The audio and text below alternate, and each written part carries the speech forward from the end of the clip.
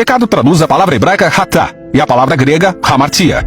O significado básico de pecado não é religioso. Hatá simplesmente significa falhar ou errar o alvo. Como quando a tribo israelita de Benjamim treinou um pequeno exército de especialistas em tiro com estilingue, e eles podiam lançar uma pedra em um fio de cabelo e não hatá, ou seja, não errar.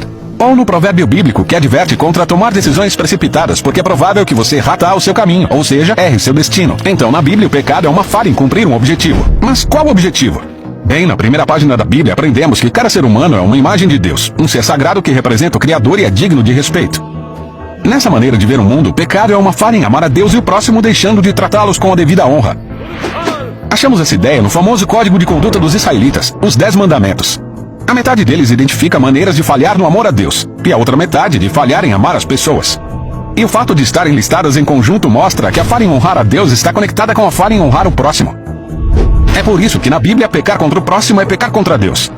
Como quando José nega se deitar com a esposa de Potifar, ele diz: como poderia pecar contra Deus? Na cabeça de José, falhar em honrar um ser humano feito à imagem de Deus é falhar em amar a Deus. Por isso, pecar é falhar em ser humano de verdade. Tem mais. Tem uma coisa interessante sobre o pecado na Bíblia. Na maior parte do tempo, quando estão falhando, as pessoas não sabem, ou pior, acham que estão certas. Como quando o faraó quer fortalecer a economia do Egito e proteger sua segurança nacional. Na cabeça dele, isso justificaria escravizar os israelitas. Ele pensa que isso é bom e não percebe que é um fracasso total. Ou quando o rei Saul está perseguindo Davi pelo deserto para matá-lo. Ele pensa em levar um criminoso à justiça, até perceber que ele é o corrupto. Então diz: eu pequei. Eu sou fracasso. Então, o pecado é mais do que fazer coisas ruins. Ele descreve como nos enganamos e iludimos para redefinir nossas decisões más como se fossem boas.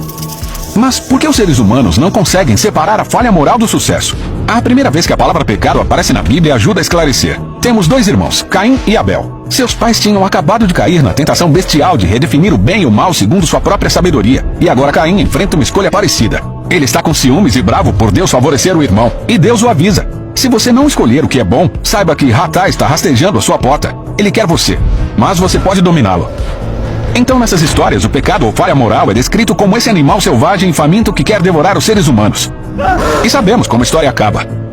A Bíblia diz que o comportamento humano é falho e nossa tendência de enganar a nós mesmos é profunda.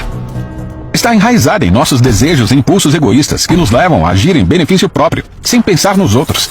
O que leva a uma reação em cadeia de relacionamentos falhos. E é por isso que no Novo Testamento o apóstolo Paulo descreve hamartia como um poder ou uma força que governa os seres humanos. Segundo ele, somos escravos do pecado. Ele diz: o pecado vive em nós, então as coisas que eu não quero fazer são essas que eu faço. Assim, com a palavra pecado, os autores bíblicos oferecem uma descrição da condição humana. É o fracasso em sermos pessoas que amam totalmente a Deus e os outros. É a nossa incapacidade de julgar se estamos indo bem ou mal. E é aquele impulso egoísta que dirige nosso comportamento. Não é uma imagem bonita de nós mesmos, mas se formos sinceros, é realista. É por isso que na Bíblia, a história de Jesus é uma notícia tão boa. Ele é descrito como um criador que se tornou um verdadeiro humano, que não falhou em amar a Deus e os outros. Ele não pecou. E ele assumiu a responsabilidade pela história de fracassos da humanidade. Ele viveu pelos outros, morreu por seus pecados e ressuscitou dos mortos para oferecer o dom da sua vida, que cobre as falhas deles. Ou, como disseram os apóstolos, ele não cometeu pecado e mesmo assim carregou nossos pecados em seu corpo na cruz, para que morrêssemos para os nossos pecados e vivêssemos para fazer o que é certo. E essa é a história por trás da palavra bíblica para pecado.